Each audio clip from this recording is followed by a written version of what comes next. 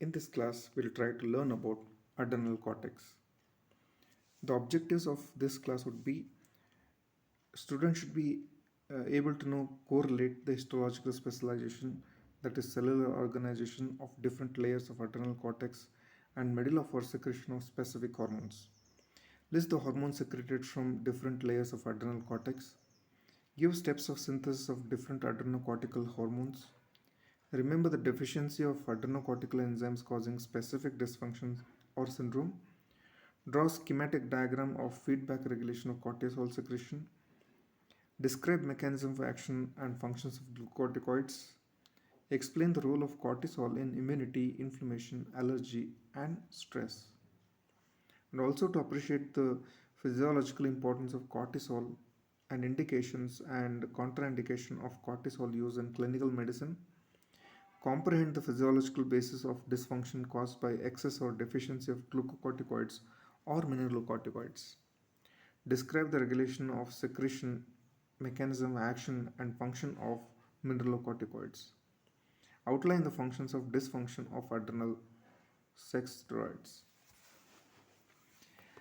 Adrenal gland consists of two distinct endocrine glands, one inside the other. The inner medulla is surrounded by outer cortex that consists of three layers. The outer zone of adrenal gland, that is adrenal cortex, forms about 80 to 90% of the total gland. The inner zone, that is adrenal medulla, consists of 10 to 20% of the gland. Developmentally and functionally, these two glands are separate endocrine glands. Adrenal cortex develops from mesodermal tissue and secretes steroid hormones, where adrenal medulla develops from neuroectodermal tissue related to sympathetic ganglia and therefore secretes catecholamines. So this is showing location of the adrenal gland and the histological features of adrenal gland. Uh, the adrenal cortex is divided into three distinct layers: zona glomerulosa, zona fasciculata, and zona reticularis. Zona glomerula produces mineralocorticoids, fasciculata produces glucocorticoids and even sex steroids, and zona reticularis uh, predominantly secretes sex steroids. And medulla, they're going to secrete the catecholamines. Adrenal cortex, the outer layer zone, adrenal gland consists around 80 to 90% of the gland. In fetus, adrenal cortex is larger in size, which fetal adrenal cortex constitutes 80% of the gland, and the future permanent adrenal cortex makes only 20% of the gland. At term, the fetal adrenal cortex undergoes rapid degeneration and almost disappears in the early infancy. The remaining permanent cortex remains and constitutes postnatal and adrenal cortex. During fetal life, the fetal adrenal cortex synthesizes and secretes sulfate conjugates of androgen that are converted to estrogens and progesterone in the placenta, which helps in the maintenance of pregnancy. So these are the different hormones produced from the adrenal cortex. So these are called as mineralocorticoids, that is aldosterone and deoxycorticosterone. Glucocorticoids, they are cortisol and corticosterone, and they produce sex steroids which are called as dihydroepiandrosterone and androstenedione. The adrenal cortex has three layers: the outer zona glomerulosa that secretes mineralocorticoids, middle zone fasciculata that secretes glucocorticoids and sex steroids, and the inner zone zona reticularis that secretes sex steroids and glucocorticoids. Zona glomerulosa is the outermost and the thinnest layer of the gland. It constitutes around 20% of the adrenal cortex. It consists of small clumps of cells that contain numerous mitochondria. It secretes mineralocorticoids, mainly aldosterone. Zona fasciculata is the middle and the widest layer of the adrenal cortex. It constitutes around 80% of the adrenal mass. Adrenal cortical mass. It consists of columnar cells that forms long cords. Cytoplasm is loaded with vacuoles and lipid droplets. The mitochondria are large and contain numerous vesicular cristae. Cells of this layer secrete glucocorticoids, mainly the cortisol and corticosterone and sex steroids. Zona reticularis is the innermost layer of the adrenal cortex. It constitutes around 10% of the mass. It contains a network of intercalated cells. Mitochondria are large and have vesicular cristae. There are no vacuoles and fat droplets.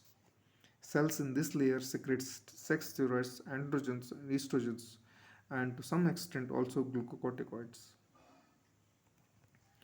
Adrenocortical steroid hormones synthesized from the cholesterol.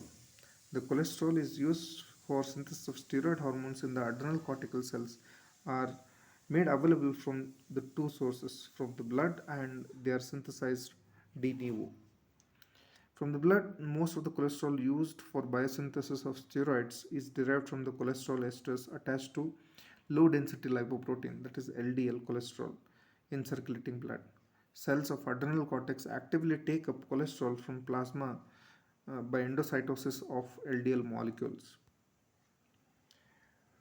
From the cell itself, by de novo synthesis, cholesterol is synthesized de novo in the cytosol from adrenocortical cells from acetate by action of enzyme HMG-CoA reductase.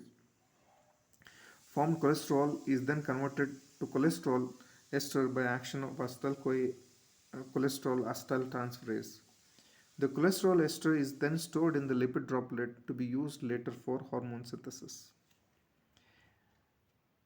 The synthesis of hormones from cholesterol involves cytochrome 450 enzymes, also known as CYPs.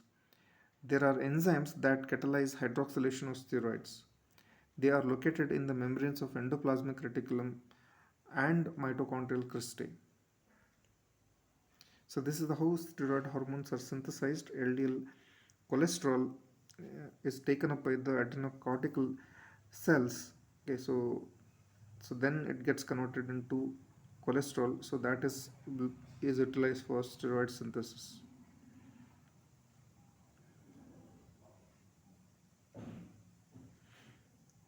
So adrenal cortical hormones uh, they are denominated by the newer system also. Okay, so some of the steroidal enzymes are cholesterol side chain cleaving enzyme, 3 beta hydroxysteroid dehydrogenase, 17 alpha hydroxylase, 21 alpha hydroxylase, 11 beta hydroxylase, and aldosterone synthase. The synthesis of glucocorticoids occurs mainly in the zona fasciculata of adrenal cortex. Zona reticularis also contributes to this. The main glucocorticoids formed are cortisol and corticosterone. As I told, cortisol is synthesized from cholesterol, gets converted into pregnenolone. By 17 alpha hydroxylate, it gets converted into 17 hydroxy pregnenolone, then to 17 hydroxy progesterone by 3 beta hydroxysteroid dehydrogenase. So, in presence of 21 beta hydroxylase, it gets converted into 11 deoxycortisol, and in presence of 11 beta hydroxylate, it gets converted into cortisol. So this is the mechanism by which cortisol synthesis occurs under the influence of acetyl ACTH. Okay, so it increases the cyclic AMP levels by which cholesterol ester gets converted into cholesterol. So that converts it into pregnenolone, then ultimately into cortisol. Corticosterone is synthesized by again cholesterol get converted into pregnenolone, then into progesterone, then into 11-deoxycorticosterone, then to corticosterone in the presence of 11-beta hydroxylase. Mineralocorticoids they are under influence of ACTH and angiotensin 2 by the action of cholesterol desmolase. They convert it into pregnenolone, progesterone, 11-dehydroxycorticosterone, where this gets converted into corticosterone under the presence of aldosterone synthase. So that gets converted into 18 hydroxy corticosterone, and that gets converted into aldosterone where you require aldosterone synthase. Sex steroids ultimately again they are derived from cholesterol that gets converted into pregnenolone, 17 hydroxypregnenolone, dihydroepiandrosterone, and that gets converted into androstenedione, in the presence of 3-beta hydroxysteroid dehydrogenase. As we know, glucocorticoids and most of the hormones, they are controlled mainly by the feedback mechanism of ACTH secretion, uh, and angiotensin 2 and other hormones also contribute. The ACTH hormone is a polypeptide hormone containing 39 amino acids secreted from anterior pituitary. This is the major stimulator of glucocorticoid secretion. ACTH is secreted in a irregular bursts throughout the day. Accordingly, the concentration of cortisol uh, alters in the plasma. The bursts are more frequent and prominent in the early morning at 4 to 10 am, which accounts for about 75% of the total ACTH is produced. Uh, this circadian rhythm, that diurnal variation of ACTH secretion, is also important regulator of cortisol secretion. Therefore, cortisol secretion also has a definite pattern that follows the pattern of ACTH regulation. Okay, so this is the circadian variation of corticosterol secretion.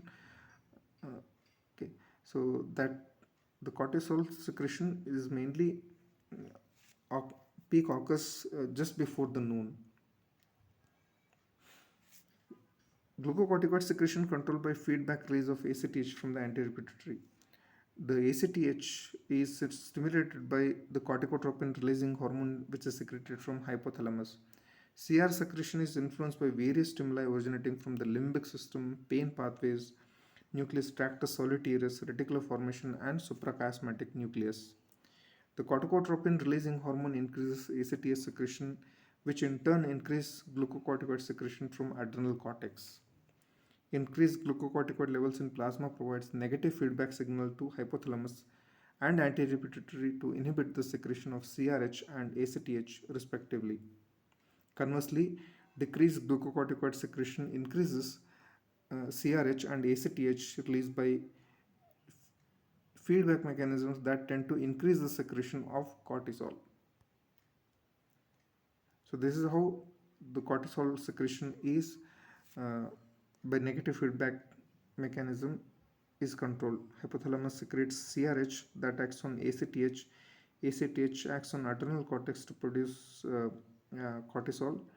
Cortisol in turn by negative feedback mechanism inhibits anterior pituitary and hypothalamus. And hypothalamus also gets feedback from circadian rhythm, regulatory mechanism, nucleus tractus solitarius, stress, emotion, and pain. So this is the pattern of secretion of cortisol and ACTH following cessation of high dose of steroid. Okay, so where the ACTH levels were suppressed, so that gradually increases. Okay, and whereas the cortisol level takes a lot many days to come back to the normal levels after steroid synthesis. Mechanism of action of cortisol secretion is, glucocorticoids combines with the receptor. Okay, so that acts on the translation of mRNA, and it is going to affect the gene expression and will lead to physiological functions. So here the flow chart showing the metabolic function of the cortisol. In the liver, it increases gluconeogenesis, glycogenolysis, and ketogenesis, increases the plasma glucose and ketone body level. And for the skeletal muscle, so they increase glucogenolysis, they exert anti-insulin effects, they are proteolytic, they release amino acids and glucose. And in the adipose tissue, they increase the lipolysis, and the release of fatty acids and glycerol in the blood, increase the plasma free fatty acids and glucose. Whereas on endocrine glands, they release the glucagon and epinephrine, which again leads to glycogenolysis and increased plasma glucose. Whereas hypothalamus, they increase neuropeptide Y, and they increase the food intake, they lead to obesity and insulin resistance, and overall they act as anti-insulin and pro-diabetogenic hormone and ketogenic hormone. This is the flow chart showing the anti-inflammatory actions of the cortisol. The cortisol, by increasing the synthesis of lipoproteins, it causes inhibition of phospholipase 2 synthesis that decreases the release of arachidonic acid, that decreases the formation of mediators of inflammations like prostaglandins and leukotrienes. The cortisol mainly acts as a stabilization of the lysosomal membrane, so that causes the decrease in the release of proteolytic enzymes. So there is no proteolytic damage, that decrease the inflammation at the injury site. They also inhibits the mast cells, that causes decrease in the release of histamine, so which decreases the vasodilatation and decreases the capillary permeability.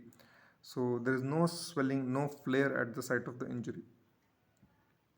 On leukocyte, they decreases the chemotaxis and phagocytosis, so that decreases the leukocyte activity and that prevents the inflammation.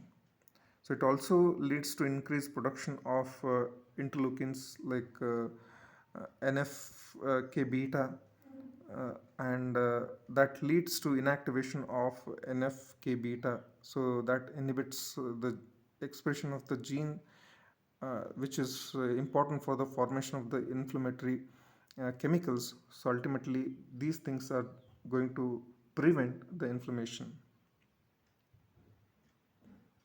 So these are this flow chart showing the immunosuppressive mechanism of cortisol. The cortisol increases the apoptosis of T cells, which causes decrease in the circulating T cells. They cause decrease NF K beta activity of lymphocytes, decreases the lymphocyte migration and cytokine production.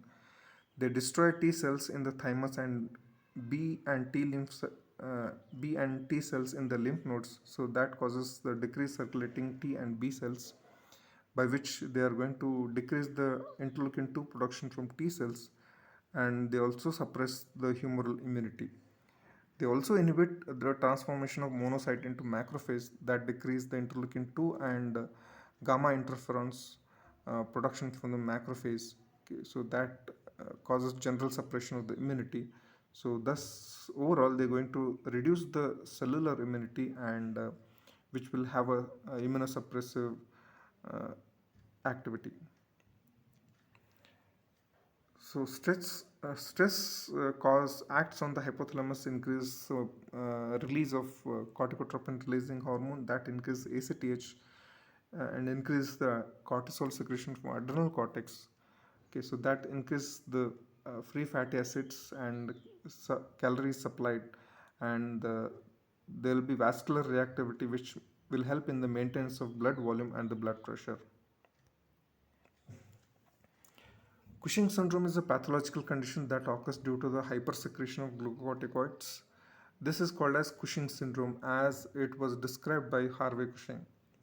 It occurs due to either tumor of adrenal cortex that causes cortisol excess, or exogenously administered excess steroids, that is ACTH independent, or due to the tumor of the pituitary that increases the secretion of ACTH, which is ACTH dependent. Traditionally, Cushing's disease refers to the disease that only due to the ACTH producing tumor of the pituitary, whereas Cushing syndrome refers to all causes of cortisol excess. The common causes of Cushing syndrome are adrenal hyperplasia secondary to pituitary ACTH producing tumors, hypothalamo pituitary dysfunctions, and ectopic ACTH or CRH producing tumors such as bronchogenic carcinoma. They're also because of the adrenal tumors, adenoma or carcinoma, or adrenal macronodular hyperplasia, or familial adrenal hyperplasia, that is called as Carney syndrome. This can also be because of prolonged and excess use of ACTH or cortisol. Features of Cushing syndrome are the you can see centripetal obesity and overweight, moon face, fatigability and weakness, hypertension, hirsutism and amenorrhea, reddish purple striae, ecchymosis, proximal myopathy, poor wound healing, osteoporosis, emotional changes, psychosis, hyperacidity, Hairs are thin and scraggly. The diagnosis of Cushing syndrome is based on demonstrating increased cortisol production, increased plasma levels of cortisol, and failure to suppress the cortisol secretion by dexamethasone, that is, dexamethasone suppression test. Adrenocorticotropic hormone in plasma differentiate the pituitary, uh, that is ACTH dependent causes from adrenal, that is ACTH dependent causes. In general, ACTH independent cases ACTH is less, and ACTH dependent cases ACTH is high. If the disease is due to the tumor of adrenal or pituitary or surgical resection of the tumor is required. The medical adrenalectomy is done in few patients by inhibiting steroidogenesis with administration of high dose of ketoconazole or meteropone, uh, that inhibits the cortisol synthesis. So here you can see the hyperthyroid patient before the uh, treatment and after the treatment. So these are the features of some of the features of Cushing syndrome. Okay, so moon face, plethora, buffalo hump, supraclavicular fat pads. Okay, so there can be thinning of the hair, psychosis, cataract, hirsutism, acne, peptic ulcer, hypertension, hyperglycemia, compression fractures, osteoporosis, easy fatigue, easy bruisability, proximal myopathy, okay, and purple striae, centripetal obesity, which gives appearance of lemon on stick. Okay, so these are some of the features of Cushing syndrome. Hypofunction of adrenal gland may be primary or secondary variety.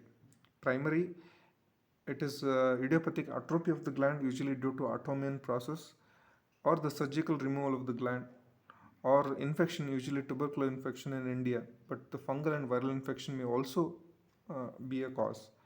Bilateral hemorrhage into the gland, metastatic invasion of the gland, drugs like ketoconazole, meteropone, or mitotane, etc. The primary adrenocortical sufficiency is called as Addison's disease. The secondary causes are pituitary disease that decrease the ACTH secretion, hypothalamic disease that decrease CRH secretion. Addison's disease. This is the condition of hyposecretion of glucocorticoid that results from progressive destruction of adrenals. Etiology is atrophy of the adrenal cortex, which is usually idiopathic. Uh, it could be an autoimmune mechanism. Uh, However, the tubercular infection of the adrenal gland, secondary metastasis, amyloidosis, and cytomegalovirus infection affecting the gland may destroy and produce the disease. Clinical features are there can be a loss of weight and easy fatigability, pigmentation of the skin, hypotension, anorexia, nausea, and sometimes abdominal pain, hyponatremia, and hyperkalemia, eosinophilia. Patient develops rapid hypoglycemia on fasting. Stressful situation causes collapse. Diagnosis is mainly demonstrating the plasma levels of cortisol with the increased ACTH is a diagnostic. The treatment is mainly the hormone replacement. Coming to mineralocorticoids, aldosterone is a major mineralocorticoid in human. Its regulation is done mainly by the three important stimuli, that is angiotensin 2, ACTH, and plasma potassium concentration. Many conditions alter aldosterone secretion by influencing these stimuli. The condition that increases the aldosterone secretion are hemorrhage, hypovolemia, hyperkalemia, hyponatremia, standing, anxiety, physical trauma, and surgery. Secondary hyperaldosteronism is caused by aldosterone secretion, uh, which is increased because of the congestive heart failure, cirrhosis of the liver, and nephrotic syndrome. The condition that decrease The aldosterone levels are expansion of the ECF volume, hypernatremia, and hypokalemia.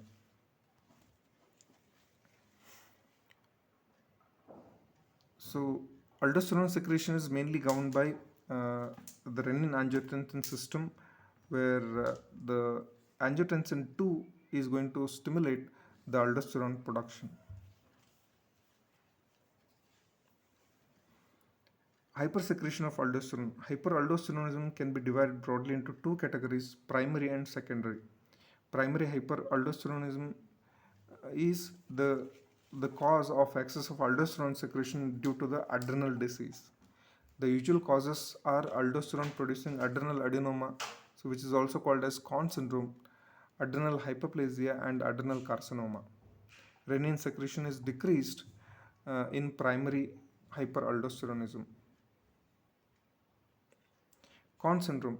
This is the major cause of primary hyperaldosteronism. It is due to the tumor of zona glomerulosa of adrenal cortex. The disease manifests with hypertension due to the sodium retention and ECF expansion, the muscle weakness and fatigue due to the potassium depletion, and polyuria due to the impairment of urinary concentrating ability. The edema is usually not a feature of primary hyperaldosteronism. Hypokalemia, hypernatremia, and low renin uh, in plasma and metabolic alkalosis are usual laboratory findings. So this is what is seen in renin secretion during primary hyperaldosteronism. Okay, so there will be increased aldosterone secretion from the adrenal cortex because of the decrease in the uh, release of renin. Okay, so that causes the increase in the sodium reabsorption of the kidney, that increase the ECF volume.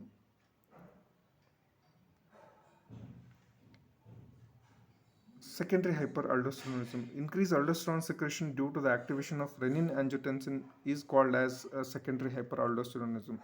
It is associated with increased renin in plasma, as decreased volume is the initiating stimulus for renin secretion. So this is the major differentiating feature from primary hyperaldosteronism, in which renin secretion is less.